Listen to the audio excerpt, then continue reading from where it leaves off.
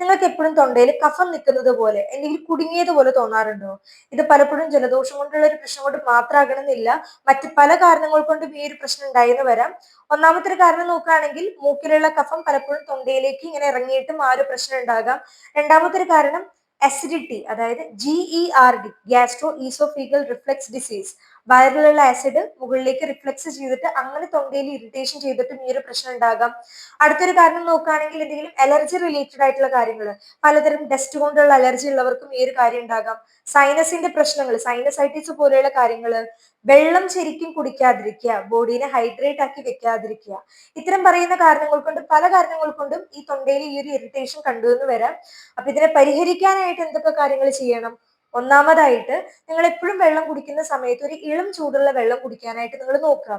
രണ്ടാമത്തെ ഒരു കാര്യം, ലേറ്റ് ആയിട്ട് ഭക്ഷണം കഴിക്കുന്നവരാണെങ്കിൽ അത് പരമാവധി ഒഴിവാക്കുക. പെട്ടെന്ന് തന്നെ നിങ്ങൾ ഭക്ഷണം കഴിക്കാനായിട്ട് നോക്കുക. ബോഡി നന്നായിട്ട് ഹൈഡ്രേറ്റ് ആക്കി വെക്കുക.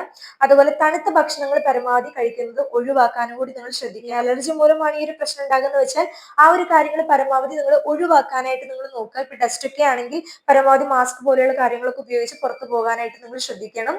അപ്പൊ ഇത്രയും കാര്യങ്ങളൊക്കെ നിങ്ങൾ ചെയ്തു, 2 ആഴ്ചക്കുള്ളിൽ നിങ്ങളുടെ ഈ ഒരു പ്രശ്നം മാറുന്നില്ല എന്നുണ്ടെങ്കിൽ തീർച്ചയായിട്ടും ഒരു ഡോക്ടറെ കൺസൾട്ട് ചെയ്യാനും കൂടി നിങ്ങൾ ശ്രദ്ധിക്കണം. കാരണം പല സമയത്തും ആസിഡ് റിഫ്ലക്സ് കൂടിയിട്ടും ഈ ഒരു പ്രശ്നം കംപ്ലീറ്റ് ആയിട്ട് മാറില്ല.